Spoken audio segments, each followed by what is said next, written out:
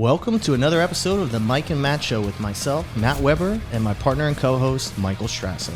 This podcast is designed to help provide insight into the world of real estate investing, entrepreneurship, personal development, and business.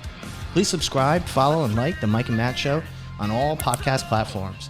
You can listen and watch the show on our YouTube channel, Alpha Funding. Be ready to level up your life and be inspired by some of the most successful investors and business professionals in the game. You'll laugh, you'll learn, you might cry. We hope you enjoy the show.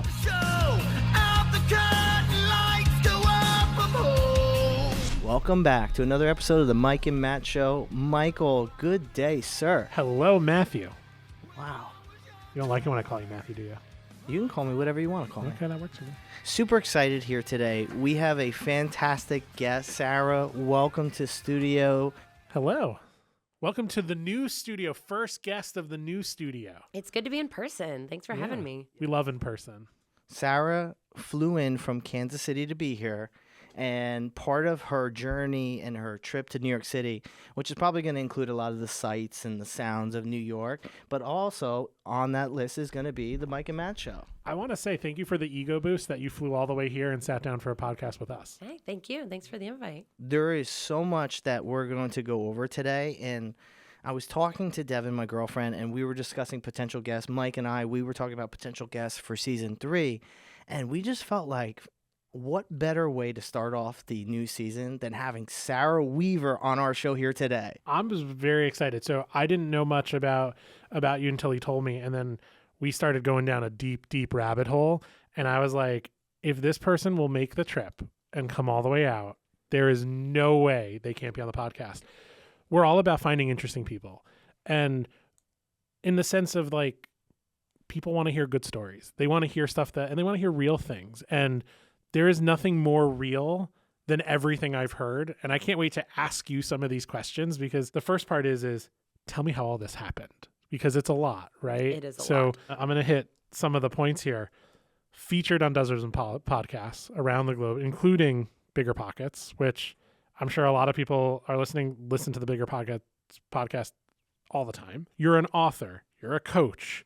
You have your own portfolio of rentals, and like, you're doing all the things. There's so much to unpack that this is really exciting for me personally, because I love meeting people who are doing the things that we're talking about. And that's, to me, so important. Everybody's out there talking about, you can do this and you can do that. Finding people that are doing the things, that's what this is about. So I'm so excited. So my first thing I would want to ask for you is how you kind of found and kind of the lane that you're in, which is midterm rentals. How did you get into real estate? If you could kind of talk about the genesis of it. Yeah, absolutely. So for me, it was figuring out, how can I afford the lifestyle that I wanted? And for a lot of my peers, those were big houses and nice cars and fancy vacations. I just wanted to be a dirty backpacker, and I wanted to be able to get the cheapest flight on a Tuesday and be able to fly in the middle of the day. So it was all about actual freedom of time and freedom of place. And I somehow landed on real estate. I, of course, read Rich Dad, Poor Dad, but more importantly, I also read the Dave Ramsey, the Susie Orman, and then Tim Ferriss. And so when I read the 4-Hour Work Week, I was like, this is it. And so really just figuring out a way to create a lifestyle, and then real estate pays for that. So your first property, how did you get involved? Did you have a family that was involved in real estate? Was it just you reaching and looking for all this information via all these books and things that you were doing? Were you going to conferences? That first property, what did you do? Yeah, I always say real estate was this whisper. So my parents both were in construction, working for the boss. They aren't the boss.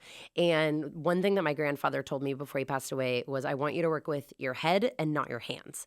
And so I was always looking for the people that I wanted to emulate. So who in my peer group, whose parents were going on the types of vacations that I wanted, or had the toys that I wanted.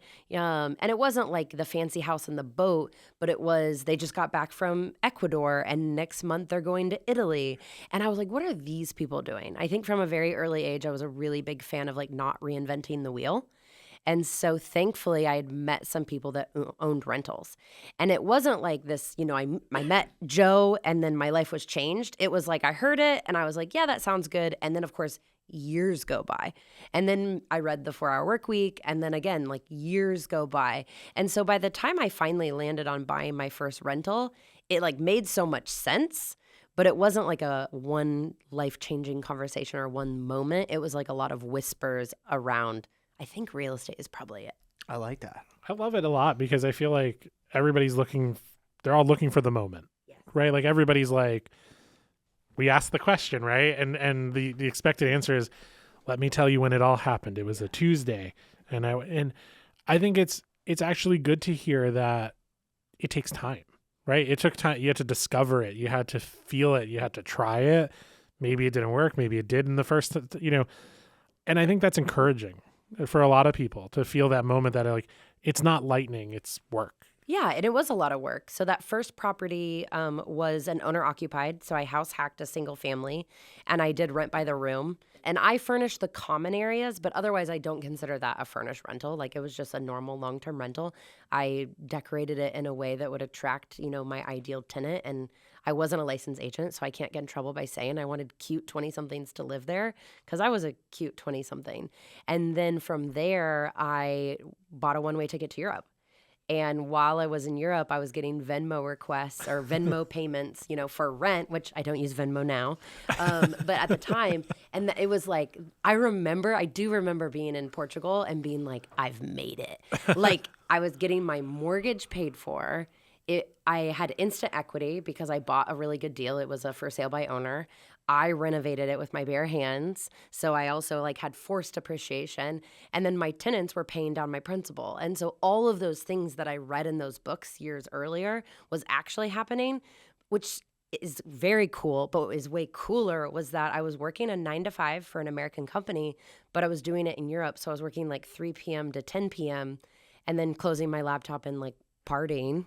And then I could sleep in the next day until 3 p.m. All the while I was building my real estate portfolio from afar. I don't know if you know this, but actually Mike, before he started working at Alpha Funding, he actually was in Europe for a while. And I want to talk about... Not long enough, but yeah. You weren't there long enough.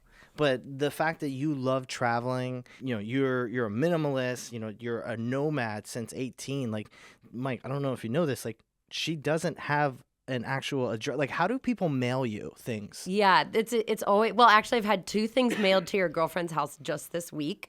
So I'm really good at logistics. I need this shipped here. And then I tell people that my mail gets opened by my secretary. It's my mom. Every month she's like, am I fired yet? Because she hates this responsibility. I'm employee of the year. And she's like, damn it, fire me. Does that come with a bonus? Of course. Okay. Of course. So then it's fine. Yeah. If anyone mails me presents or swag, she gets first dibs on anything I get sent. And sometimes I get sent cool stuff. I would imagine. Yeah. With a resume like this, I would imagine. It's funny because when Matt and I sat down and we were starting to look at guests and he's like, this is who I want to have on. I was like, okay, so tell me about it. And the first thing he opened with was, she has no address. I'm homeless. That is literally the first thing you said to me. He invited a homeless person He on didn't your quite. podcast. He didn't quite use that word because he's Matt and he's not going to say it. But he goes, so the first person I want to have on has no address. What do you think? And I'm like, there's a lot more we have to unpack. So tell me, you said a couple things that I wanted to grab on. Sorry, I know I'm not looking at Matt on purpose, so I'm not going to look at him when he tries to tell me to do things. You said a couple things that stood out to me just now, and I want to really grab them because I think a lot of it's going to talk about the why to a lot of this. You said that you wanted a lifestyle, a certain one, and you picked the one that you have. And then the last part of it was about freedom of time. Mm-hmm. And I think, everybody's searching for something, right? And I don't know if even they always know what it is they're looking for. Like you just said, I was looking around and I was trying to find people that I could emulate the things they were doing because it's what I wanted. Some people it's cars, some people it's houses, some people it's, I don't know, gambling. I don't know. I'm just going to make that up. But some people it's, I feel like there's a bigger part to freedom of time. And I think it connects with the lifestyle that you want. I kind of want to hear the moment that hit you because I believe real estate is the ultimate freedom for everything, whether it's time, whether it's you want a Lamborghini, like if that's really your goal in life, like there's a way to get it and you can do it through real estate, right? Not gambling addictions, we're gonna leave that one out, but real estate is the way to get there. So tell me that, because I've never, in 21 episodes of the Mike and Matt Show, no one has ever said freedom of time was their goal. And also, I want to add in there location freedom. So many people talk about time freedom. So many people talk about financial freedom. What about location freedom? And I feel like that's the big word, the buzzword, when they talk about freedom. Location, though, that is the big thing. Now people are able to work remotely. You're not working remotely here in the States. You're working across the globe. Yeah. So what happened was, when I graduated from the University of Kansas, I wanted to teach English abroad because I paid for school by myself. I'm the first generation college student in my family. And I had student debt that was coming. That grace period ends eventually. And so I was like, man, I can't just backpack. Even though I did have some savings, as I mentioned, the whole Susie Orman and Dave Ramsey, I was very good at saving money and always worked through college. But I knew that those student loans were coming due, and I didn't have that much money. And so I was like, I need to figure out a way to travel but make money. And so teaching English as a second language just became a no-brainer. I have a degree in journalism and a degree in international studies because I wanted to be an international journalist. I did do that for a short period. Turns out I didn't like it. And so I was like, okay, why don't I go teach English abroad while I figure it out? And so freedom of time looked so much different back then. I mean, this was over 13 years ago now. And so now what freedom of time looks like is I get a sick invitation to come and be on the Mike and Matt Show in person. And it's a yes. I don't need to ask anyone's permission. I don't need to check how many PTO days I have or really even check my calendar, because I know my calendar because I make it. And now it looks like, a friend has a free house in Puerto Escondido and she's like, hey, want to come co-work from here for a week? My business partner with one of my companies called Aria Design, she actually lives here in New York. She was like, hey, I'm going to Greece. Do you want to come? That was on a Wednesday. She was like, can you be here Friday? And I was able to say, yeah, sure. And so for me, freedom of time didn't look that extreme at the beginning because there wasn't very many peers of mine that had the same freedom. So one thing I love about real estate is that now I have all of these friends who also have freedom of time and maybe a little bit of disposable income. And so now my invitations have gotten exponentially cooler. Like what? I mean, in addition to the ones I just mentioned, I think that being able to attend events that otherwise I wouldn't probably just pick up and fly to my friend's 3-year-old birthday party. But if I can tack on a speaking gig at the local Keller Williams brokerage and the birthday party, then it's a no-brainer to make that work. It's very fun. You just said 13 years, right? So there's a lot of to unpack there. So you started with the one rental, your house hack. Where are we today on a rental, on a real estate holding portfolio? Yep. So I just closed on my 20th unit. Thank you. And I'm in 4 states. I'm in Kansas, Missouri, Iowa, Nebraska, obviously for clear reasons. Who doesn't want to own in the flyover states? But what happened was that first rental just made so much sense. But I really wasn't on a speed track. I just thought, if I just pick up one every 1 or 2 years, in 10 years, I'll own 10 rentals and I'll be semi-retired. It wasn't until I started learning about things like hard money and DSCR loans and partnering and JV and private money that I realized, I could do this way faster and not at the expense of my lifestyle. I think that for the longest time, my biggest focus was at this chapter in my life, I want to focus on traveling to as many countries as possible. That will eventually change. I think it's already started to change. I'm in a different chapter now already. But at the beginning, it wasn't a race. And I think that's the other thing when we talk about kind of what sounds really good as a headline or even a podcast headline is people are under 30 or under 35 or became a millionaire by this time. And for me, it was never a race. Life is long. And so I focused on the things that were really important to me. And it wasn't necessarily speed of adding units or hitting a cash flow goal fast. It was just making sure that I would, in fact, hit that cash flow goal. I mean, 20 units in 13 years is pretty great. So 20 units in five. In 5 years. Yeah. Oh, well, because I know I thought like we're looking at the whole journey, but just in 5 years, you got 20 units. Let me do the math. So 7 years. That's awesome. So I bought my first in 2017. That's really awesome. Yeah. I mean, you might not have tried for the fast track, but I think you found it in there somewhere. Yeah, comparison's hard, right? You're always comparing yourself to your peers, and I have a pretty impressive friend group, and so I'm like, well, they have more. I mean, if you're hanging out on some of these podcasts, yes, you have a very impressive peer group. What was your favorite podcast that you've been on? Ooh, I like this. Oh man, that's a great question. And no pressure. You don't have to say yes. It's fine. No, what I will say is that I've loved the podcast where the conversation goes somewhere that I wasn't expecting.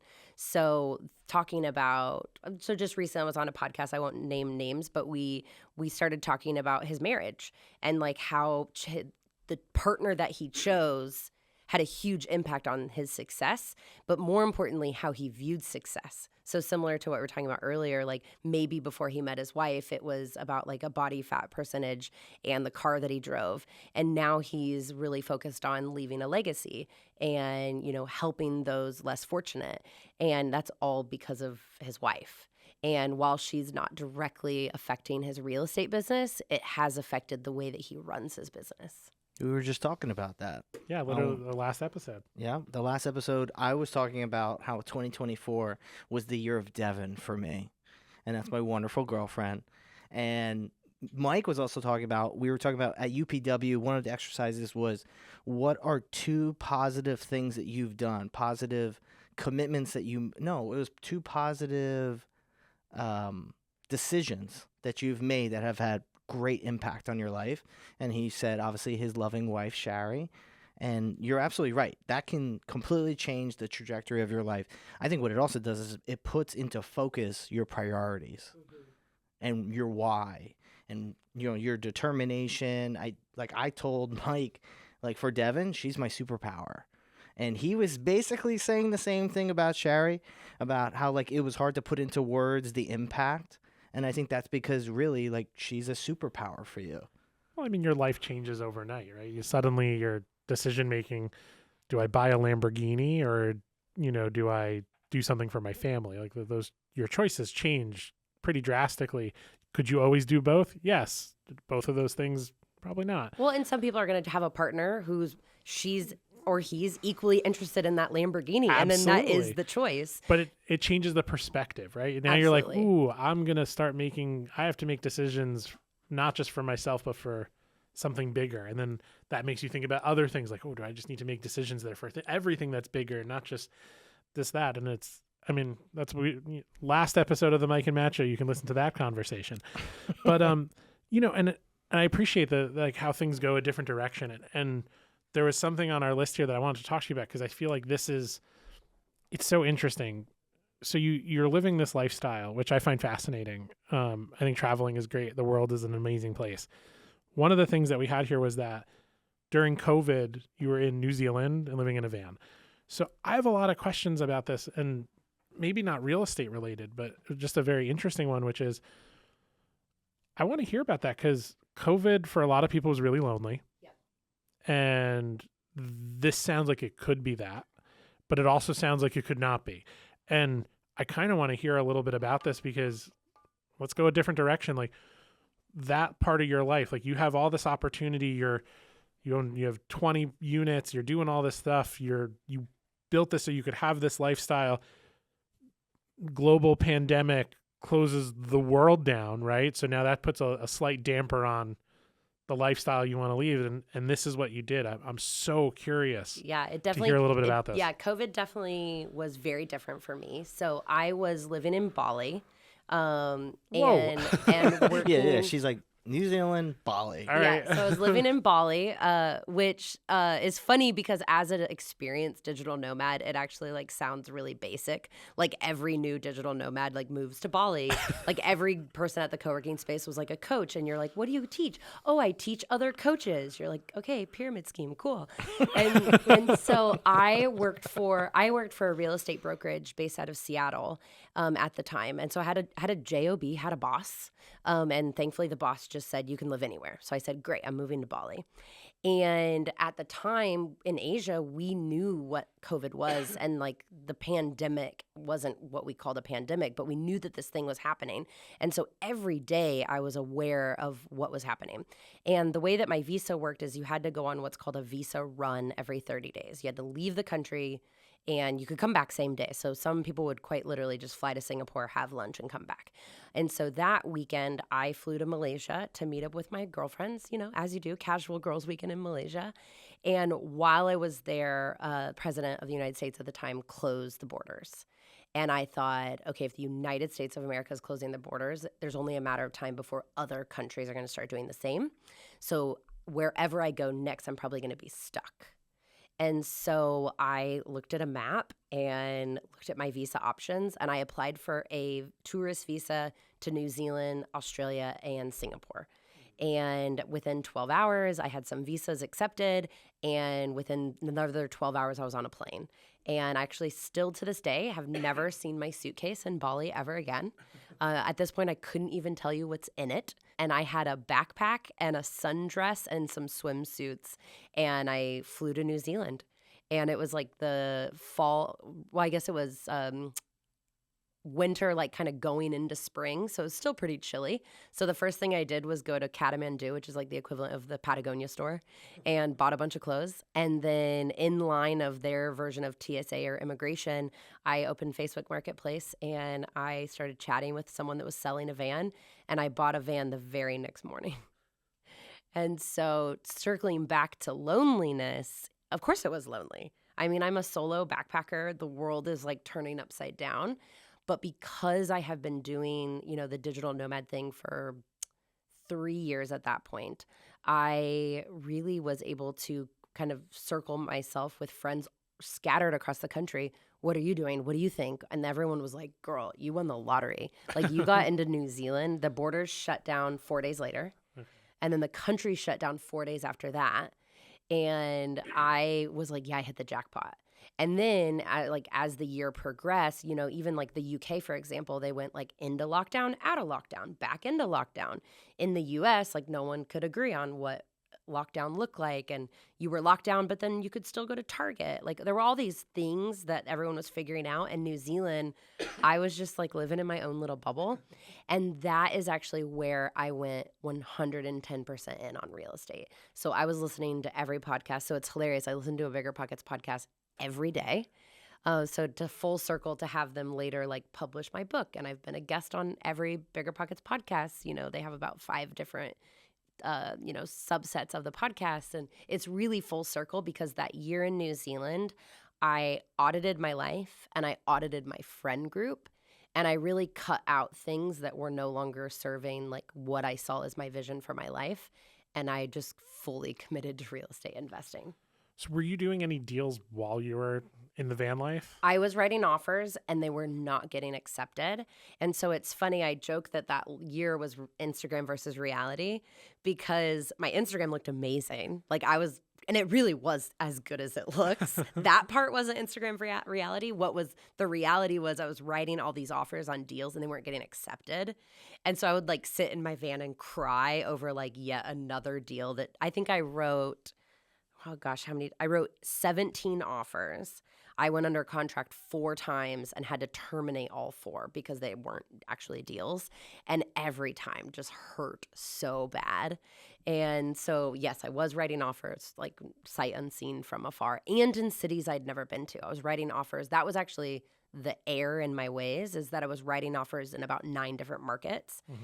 And the day that I committed to 2 markets, Omaha and Des Moines, I was under contract 4 days later. That's amazing. Did you have any landlord problems during the COVID period? So now you own these units. Yeah, I had 3 units You're in at New Zealand. the time. You can't get to them. How did that go? No, yes, that's a great question. I owned 3 units at the time and with long-term tenants, and no, it was great. They were all essential workers. I was very on top of, like, if they needed any extra resources, I was being really proactive as a landlord. Because again, I was listening to podcasts, reading books, hanging out with like real estate investors online. So I was just, again, not reinventing the wheel. If these experienced landlords were sending this type of letter to their tenant, with resources and all these things that they should know, I was just doing that same thing. And I had no late payment. I had no issues. And I was self-managing those 3 units. So I've still to this day self-managed my units from afar. That's incredible. It's maybe insane, but I like incredible. Yeah. The New Zealand thing, and I look at things from if you could zoom out, and Tony Robbins talks about this, about how things in life don't happen to you, they happen for you. Yeah. And it just, everything you just said, that seems like this was absolutely an experience that happened for a reason. And the things that happened for you changed your life. It was a huge turning point for you, it seems like. And it's funny you mentioned Tony Robbins, because that boss at the time, she was like, you have a mindset problem. I bought you this. And it was a virtual ticket to unleash the power within. And so I actually got an Airbnb for the weekend. I like quieted my frugal ways and I splurged on an Airbnb. It was on the beach. It was amazing. So that I could get out of the van. And I attended UPW virtually, which I'm sure for people that are like diehard Tony Robbins fans, they think, oh, virtual, there's no way that's as good. You guys, it was so good. And it was truly life-changing. And the boss at the time was right. I did have a mindset issue. The issue was, though, also that I realized I didn't want a boss. And so definitely wrote out the vision and the business plan to quit that job, which I did within the year. I love it. And then what I also want to go over about with you and all your traveling that you're doing, you actually have it's called Invested Adventures. So if you're somebody who loves real estate, who loves traveling, you're actually, later on this year, you're going to be in Japan. You're going to be in Africa. Like, do you believe this? I can't, but I'm going to have to. She's running a business with 20 midterm rentals. She's a published author. She's traveling. She's doing these travel and this is why we had to talk to her. Yeah. So what I decided was, so many people were like, yeah, real estate's cool, but can you tell me about traveling? And so I was like, how do I don't want to sling credit cards, or I definitely don't want to be a travel agent, but how can I create something that embodies like really my 2 loves, which is traveling and real estate investing. And what I learned from attending all these conferences, I spoke 30 times last year. So I've been to a lot of conferences. And as an extreme extrovert, I tend to surround myself with introverts. Like, those are my best friends. They're my wing people. And what I realize is that they don't get the same experience at these conferences that I do, because unlike me, they're drained. And where they get the most value from a conference is those hallway conversations. And so I was like, how can I create hallway conversations and have like bucket list adventures while making it all a tax write-off, so that it would be really easy to sell these spots? And that's how Invested Adventures started. And this will be my 21st trip this year. And I've taken, I think it's over 300 investors to 7 different countries. And it's been really, really fun. That sounds really, really fun. I have a crazy question. Have you ever thought of investing in other countries? Absolutely. Tell me more about that. So one of the things for me is I am still at a place where I haven't hit my cash flow goal yet. So once I hit my cash flow goal, I think I can then start thinking about what I consider like a lifestyle property. So something that I hope it makes money, but if it doesn't, like me and my family get to enjoy it. Financially, I'm not quite there. But when that day comes, I would also like a place that has visa or like resident benefits. So that involves things like get access to the EU. And there's a pretty hefty price point that comes with that. And it's only getting higher and higher every year. So we're looking at like $300,000 to get access to Greece, or almost $500,000 to get access to Portugal. And so, yes, I know enough to have a good conversation about it, but I haven't pulled the trigger. I toured properties in Tulum earlier this year, and I think that's a really great choice for someone who likes returning to the same place.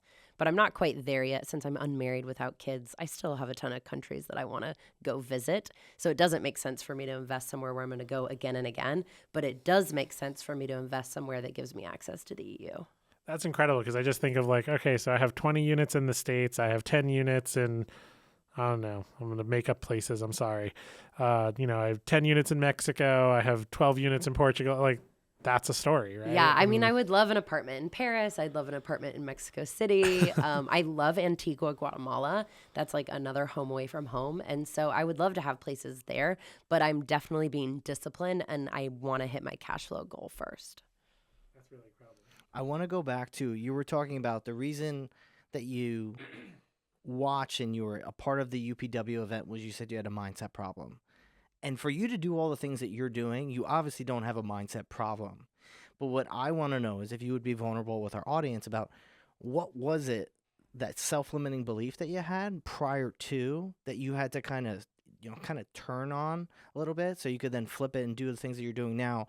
Or did you find that you were always successful no matter what? It was just kind of just a perspective thing. Yeah, I think that I have always been successful because it's just depending on what you view as success. So for me, like my focus was always on community and connections and like the relationships that I built, even like all the way back to, middle school, high school, college, those relationships have been like incredibly instrumental in everything I've done. And then in my 20s, like I saw success as freedom of location, freedom of time. The issue is that I really let my health slip. And it was really easy for me to like eat poorly, say yes to another night out. There was way too much drinking, not enough exercising. And then for anyone that's ever traveled for more than 2 weeks, like you just don't feel good because you're not eating clean. And that definitely became to a point where I just didn't have a lot of energy. And so I'm such a high performer. I'm like, oh, I can do anything on 4 hours of sleep. And it's like, sure, that might be true mentally, but at some point, like your body can't handle 10 years of that.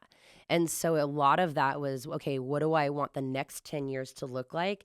And what deposits do I need to put in my, like, what I consider my fitness investing account?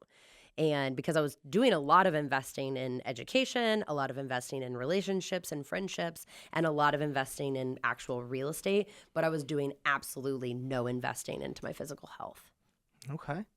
And then when you started doing your mentorship, if you could just kind of talk about where that started, because you obviously are somebody who's self-motivated, you're a self-starter, and then I guess it seems like it was almost like your love of relationships. You doing this whole thing, the travel, loving real estate, loving the travel. I think you love experiences and shared experiences. And I guess tell me a little bit about the mentorship program and how you got started with that. Yeah. So what started out as kind of boot camps, I would do these like 12-week boot camps teaching people how to invest in real estate. And it actually started all with real estate agents. So before the job that I had where I lived in Bali, I was actually a recruiter helping real estate agents grow out their staff. So think Bravo, HGTV, all of those real estate agents, they tend to go through assistants and administrative staff pretty quickly. And so my company, the company I worked for, we would find them their admin. And so I was seeing the ins and outs of these really high performing real estate teams. I mean, we're talking they're doing 140 million, 500 million in sales each year. And what I recognize is that the really successful ones, they were also investing in real estate, but it was such a small percentage. I think it's something like 92% of real estate agents don't own investment properties.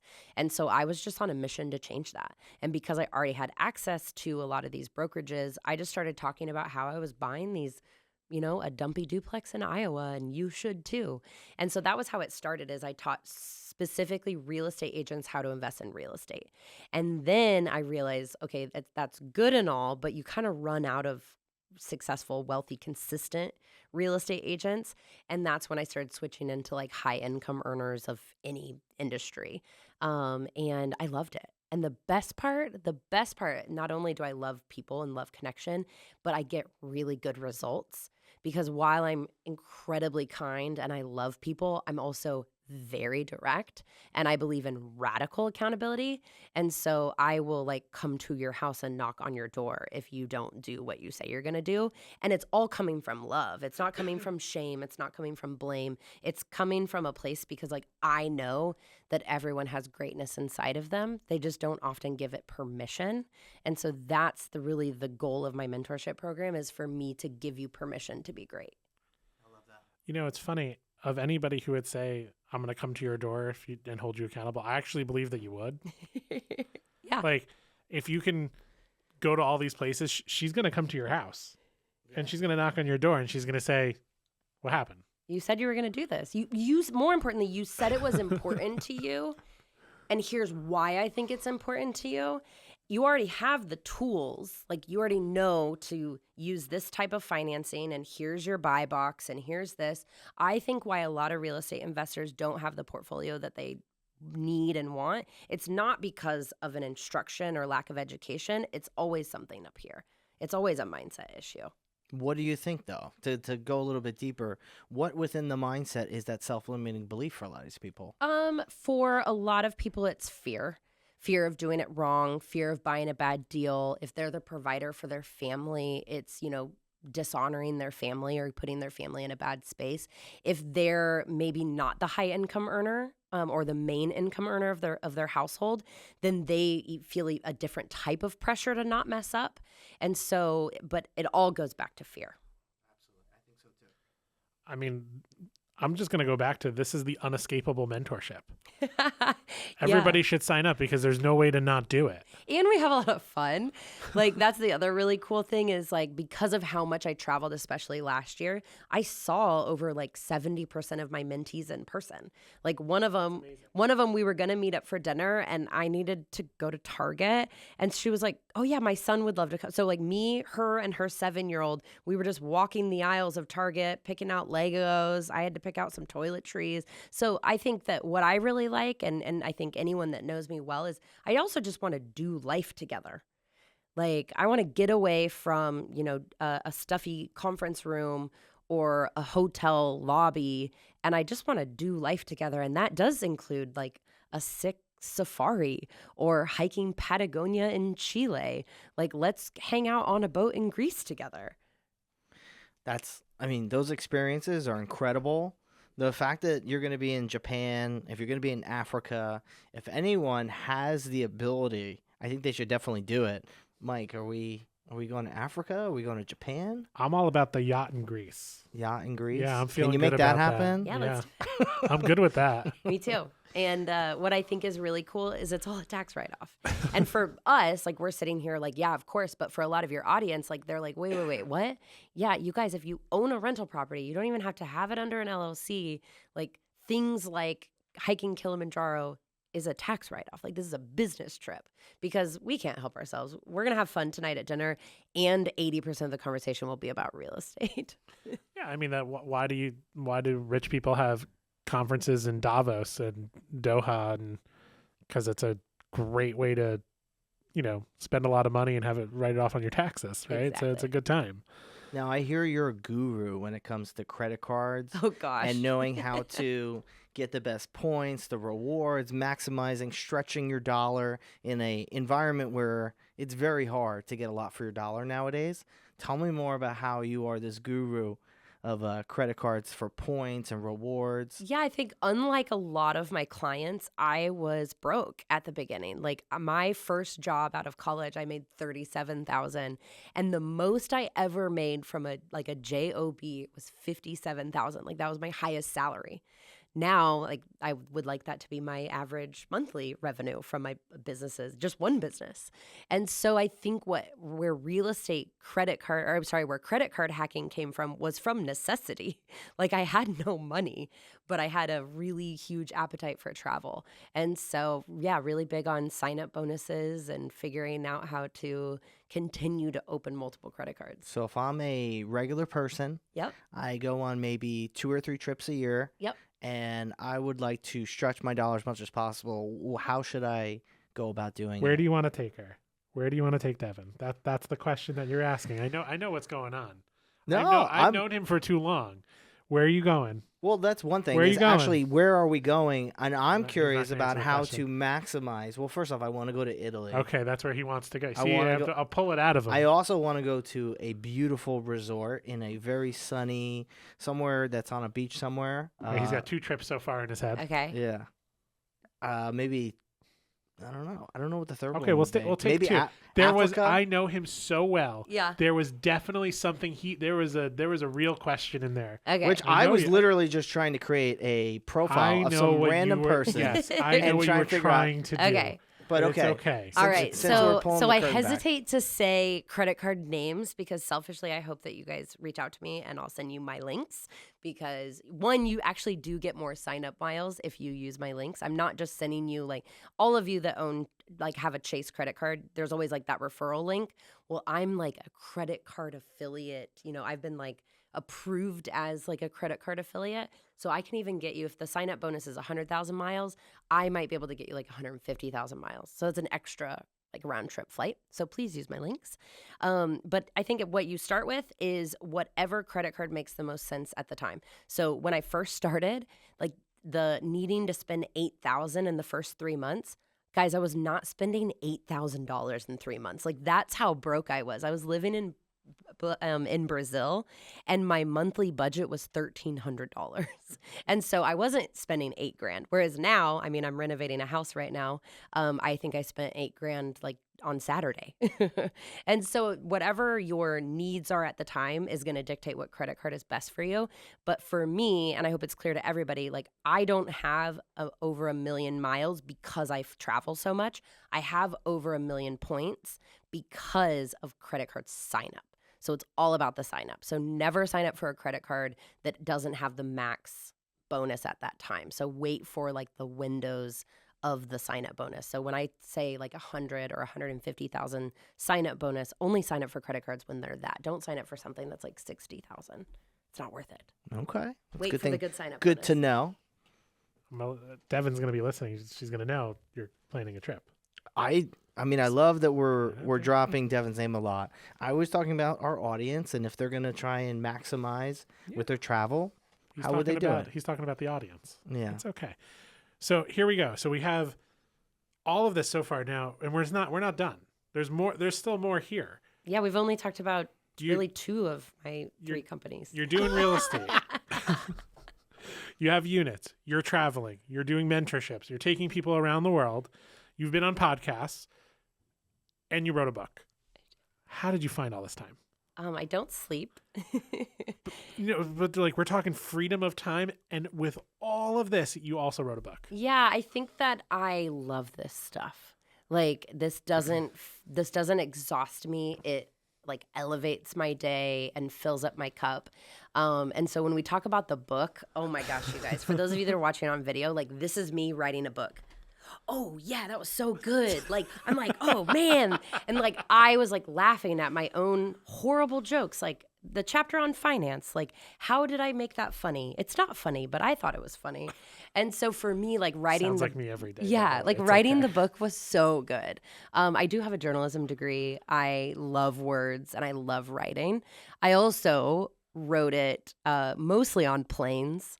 And so like that was my time with no internet. You know, I was fully focused. And when you're writing a book about real estate investing, different than like a book about my memoir, for example, there's only like 2 or 3 different ways to talk about how to finance a deal or how to write the buy, like how to choose your buy box. And so it really did just come out of me because it's what I was teaching every single day. And I was explaining, you know, how to furnish multiple times a week. And so in order to write that book, it did come out quite easily. Can we name of the book?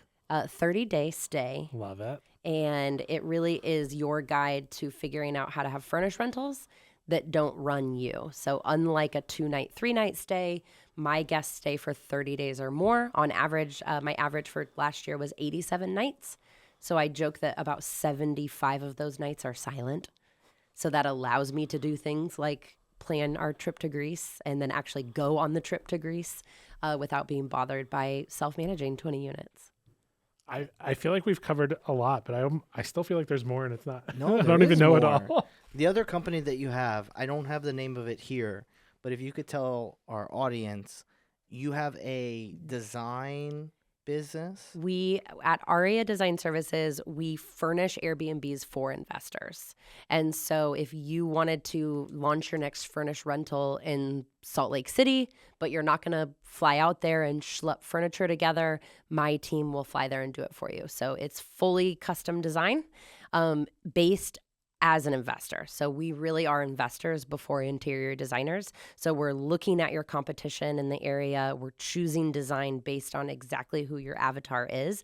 And then we're being very mindful of your budget. So every market, coast to coast. Yes. Wow. Yeah. Okay. I feel like there's more. She's also What have we not talked well, about? Well, you did Well, say that you spoke at 30 shows this past year while you traveled across the globe and ran up your travel miles. Yeah, there was a lot of, I think I flew 85 times last year, and I'm hoping to travel a lot less this year. And I do think I'm going to master that because 85 flights is a lot. What I want to know, because I love being wheels up. It's Yes. probably, and I know people, they'll be like, you're nuts. Because some people have anxiety when they fly. Some people don't like to be like cramped in a very limited space. Like, I feel like once you submit, and submitting is a whole bigger thing. But when I'm on the plane, I'm so at peace. Because once you just let go and you realize there's nowhere to go, you just got to accept it. Like, I feel like that's where my best thoughts come to me. I organize things in my life the best. On your flight, what do you like to do when you're on the flight outside of writing your book and doing all your work stuff? Like, what are some things you do while you're playing? Because you're always on a plane. Yeah, I think that you're exactly right. I had a mentor who recommended that I get a massage every week. And I was like, that sounds great, but I don't know where that time and money is coming from. And so I was like, why? Like, actually, why is that important? And he said, it's because you need thinking time. And so I took that with me. And if I am not traveling that week, I'm not on a plane, I make sure that I go on a walk and I stop consuming. So I'm not listening to a podcast. I'm not talking on the phone. And like Sarah Weaver, not talking is like a very big deal because I'm always talking. And so I'm having thinking time. And so for me, planes are about thinking time. And you're exactly right. Like, I have written like entire business plans or come up with like my best business ideas all on a plane because I don't have access to internet, but more importantly, people don't have access to me. That, I think, is powerful. I have a selfish question. Best thing that you take with you on the plane that nobody else thinks of because you've traveled the most? Oh, man, that's it. So I have this little bag, and it's like an emergency bag. And so inside of that, there is ibuprofen, liquid IV. Funny, there is a mini tape measure, which I never thought was weird until I started dating someone who's not in real estate. And he's like, wait, do you always have a tape measure? I'm like, well, yeah. There's a mirror. There is, gosh, what else is in there? An extra pair of headphones, because when those die, that's a bad day. So I do have an extra pair of headphones in there. I was traveling once and I found somebody who had a foot sling. And Yes. I was like, I've tried. where does this stuff come from? I've tried all of it, you guys. I've had like the turtle neck pillow. Don't love it. I've had another neck pillow. Don't love it. I had a blanket for a little while. Don't love it. Why do I feel like this is the next business? But I don't sleep on planes. You would think I would with how much time I spend flying, but that is like again, it's my thinking time, or I love, like, there's a game. I have one game on my phone. I've never said this on a podcast. I'm obsessed with Settlers of Catan. Like, I will even play it on my phone. And that's the only time that I ever get to play that game. Like, because I'm so ready for busy. game night. I love Catan. I love Catan. And I don't think I've played the board game in ages. So, but that's my one time that I get to do stuff like that. Because the rest of the time, as you can see from how much I do, I am always working. Like, I'm always doing something. So planes for me are like my time to not do anything. I did watch a movie on the flight here that was really sad, and I am embarrassing. Like, I'm not just like a silent crier. I think I like kind of cried, and the guy next to me was like, I was like, I'm okay. Like, I sobbed on the plane for this movie. You're currently, I want to transition and then start to wrap up here. You're moving back to Kansas City. I am. Your family is from Kansas City, I think we had said. Yes. So I was born in California, but raised in Kansas City. Went to high school in Kansas City. Went to the University of Kansas, not by choice, but turns out college is really expensive. And my dream of, going far, far away, it turns out that didn't happen until later. And so, yeah, I grew up in Kansas City. I even when I was at KU, I was like, I'll never move back. Like, I'll never live in Kansas City. And then I renovated that very first house, very first rentals in Prairie Village, Kansas. And I lived in it for 5 months. I intended to live there for a year. I lived there for 5 months. And again, I was like, I'll never move back. But something happened last year. And you know the movie Forrest Gump? And you know how he is running and then he grows that really long beard and then he starts to get a following and he's running. And then there's like this scene where I think he's in Moab and he just stops and he's just like, I'm going to go home. And he just turns around and just starts walking back and everybody's like, wait, what? I think that happened. Like that happened in October, November. I was just like, I think I'm done. And so this week is actually my 6-year anniversary of being fully nomadic. And definitely by April 1st, my primary will be done. I'm doing almost a Down to the Studs renovation. And I'm going to end my nomadic life for a little bit. Or maybe forever. I don't know. How does that feel? I have a lot of mixed emotions. I'm like for those of you watching on video, I'm a little kind of moving in my seat because I'm like it feels a little bit limiting and constrictive to be like, wow, am I really doing this? Am I really moving somewhere? But as I really love the word audit. So what I did last year is I audited like what I've done and all the accomplishments, but then also the missed opportunities and the missed revenue and the things that could have been better, as well as like what slivers of my life, I call them buckets. Like I think of your life in all these different buckets, like what buckets aren't getting filled and why. And every single missed opportunity, missed revenue, money left on the table, buckets that were not filled, it all was because I'm nomadic. As fun as it is, and it's amazing, and I recommend if anybody wants to quit their job and travel the world, like go do it. But that's also not, I don't have a book about how to be a digital nomad. I don't have a course on how to be a digital nomad. It is not what I'm selling. It was really, really hard. Like being nomadic has been really challenging, worth it. For me, it was the best decision I ever made. And I'm done. Like I'm done. There's other things that I really want in my life, and they all involve having a home base. Yeah, I was going to say there's nothing better than after a long day, you empty the tank, you leave it all in the field, the sports analogies, and you just go home, and there's a feeling when you walk through that door. Yeah. Especially as long as it's a clean space. Because for some people, if it's not a clean space, maybe you don't want to go home. I did hear we're both clean freaks. So yeah. I am very neat. I am very neat. Because I believe if you have a neat space, you have a neat mind, and I think they both correlate. But just that feeling of just, like if you haven't been at home in a while, and then all of a sudden you walk through the door, and it's been a week, or it's been a month, whatever it's been, it's just, I don't know what it feels like to be a nomad, but I can just tell you that when you start walking through that door after a long week or a long day, it's just such a peaceful, relaxing feeling. Full-size toiletries, clothes hanging on hangers, like a blanket that is familiar. That all sounds amazing. I'm really looking forward to it. And the reason I chose Kansas City is I kind of just woke up to the fact that my friends and family, they're all there. I have a college friend group of about 12 of us, and 7 moved away, and 6 have moved back, not including me. And so they're all like, hey, it really is great. Like we have left, so we have seen other places, and like honestly, it's great. And then I attended a wedding in November, and almost everyone there was from Kansas City, and we're talking about their latest vacation and, Dubai or a project that they did in Greece and Italy. And I'm like, oh, they're really interesting movers and shakers that live in Kansas City. And then to talk about the cost of living, I was like, wait, I can afford to do what? So like the level of lifestyle that I can have is incredible.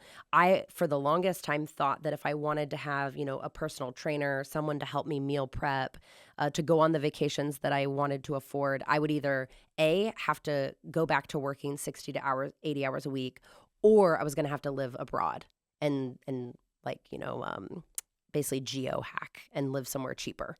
But I realized that with the Midwest, like I can get the best of both worlds, because also I can finally be boots on the ground, and I want to explode my portfolio. So that is the other focus of 2025, is to buy a lot of real estate. And also Kansas City's like, I feel like we all have for the longest time, we've thought of New York, Chicago, Miami, California, LA, and these smaller cities just don't get the justice that they deserve. Like, so many of these cities have been so developed now. Like Kansas City, I'm excited. I want to hear, have you had barbecue? Yes. What's your favorite barbecue spot in Kansas City? What kind of question? You can't ask that question. Of course she's had barbecue. Yeah. What's your favorite barbecue spot? I love the OG Oklahoma Joe's, which is now called Kansas City Joe's, which I still will always call it Oklahoma Joe's. It is in a gas station, and their burnt ends and pulled pork is unlike anything you've ever had. I wonder if that's going to compete with our local smoke here. I mean, I love the guys at Local Smoke, but I'm pretty sure it's better. We're going to have to take a trip down to Kansas City Yeah, and come try it out. out. We'll go to a Chiefs game. We'll make a big weekend of it. Yeah, maybe see Taylor Swift. The girl can only dream. If anyone wanted to get a hold of you, there are a myriad of reasons why they'd want to get a hold of you, just to talk to you, get to know you, hopefully build a network around you. How can they contact you? The best thing to do is go to my website, sarahdweaver.com, or message me on Instagram. I really do read my DMs. I love when I get a message like, hey, I was listening to the Mike and Matt podcast. You said something that I totally disagree with, or you said something that really I have so many questions. I would love to hear from you. So please reach out, Sarah D. Weaver. Fantastic. And we'll put all of that in the show notes, everybody, so you can check it out and you can go find it there as well. And Sarah, thank you so much for coming by today. Looking forward to giving you the full New Jersey, New York experience. We're going to be going to the Butcher's Block in a little bit. Can't wait. Wow, what an experience you're about to have. Thank you so much. This was really a lot of fun. Thank you, guys. All right. Thank you, everyone. And look forward to your next episode of The Mike and Matt Show. See you next time. Thank you for listening to another episode of The Mike and Matt Show. We hope you enjoyed the episode. Please subscribe, follow, like, and comment on whatever podcast platform you listen to all of your favorite podcasts. If you have a guest that you would like to see on the show, or have a topic that you would like to hear covered, please email us at podcast@alphafunding.com. Again, I'm your host, Matt Weber, and my partner, Michael Strasser. Be the best version of yourself and take action. Life is meant to be explored. Be great, friends. Hear the crowd.